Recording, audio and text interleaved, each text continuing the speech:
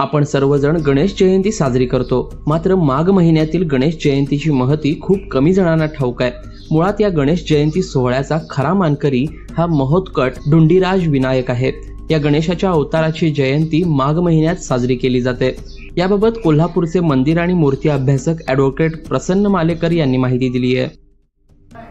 दरवर्षी माघ शुद्ध चतुर्थी अर्थात फेब्रुवारीमध्ये येणाऱ्या माघ महिन्यातल्या चतुर्थीला श्री गणेशाची जयंती साजरी केली जाते।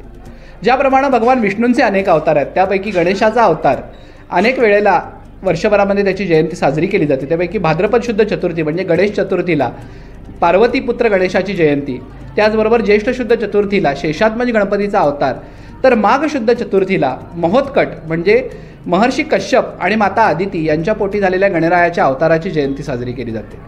हा महोत्कट अवतार अवतीर्ण झाल्यानंतर देवांतक आणि नरांतक या दोन नावसुरांच्या संवाराचं काम त्याच्याकडे मुख्य काम होतं आणि या अवतार कार्यामध्ये गणरायानं काशीनगरीमध्ये वास्तव्य केलं आणि म्हणून या गणरायाचं काशीमध्ये डुंडी विनायक किंवा धुंडीराज गणपती नावानं वास्तव्य झाल्याचं आपल्याला पाहायला मिळतं। ज्या वेळेला काशीची समस्त दैवतं या करवीर क्षेत्रामध्ये आली त्यावेळेला भगवान विश्वेश्वरांबरोबरच काशीचा एक महत्त्वाचं स्थान असणारा हा धुंडीराज गणपतीसुद्धा या करवीर क्षेत्री आला आणि करवीर निवासिनी श्री महालक्ष्मी अर्थात आई अंबाबाईच्या मंदिरात घाटी दरवाजाला म्हणजे उत्तर दरवाजाला देवीच्या उजव्या बाजूला राहून भगवान विश्वेश्वर भक्तजनांना तारक मंत्र देतात आणि त्याच मंदिरामध्ये गणरायाचं हे धुंडीराज गणपती नावाचं स्वरूप आपल्याला पाहायला। दरम्यान थोडक्यात कैलासामध्ये झालेला मयुरेश्वर अवतार, पाताळामध्ये झालेला शेषात्मज अवतार आणि याच हिशोबाने पृथ्वीवर झालेला हा महोत्कट अवतार म्हणून या महोत्कट रूपाचे पर्यायाने त्याच्या जयंती उत्सवाचे महत्त्व सर्व गणेश भक्तांसाठी अवर्णनीय असेच आहे।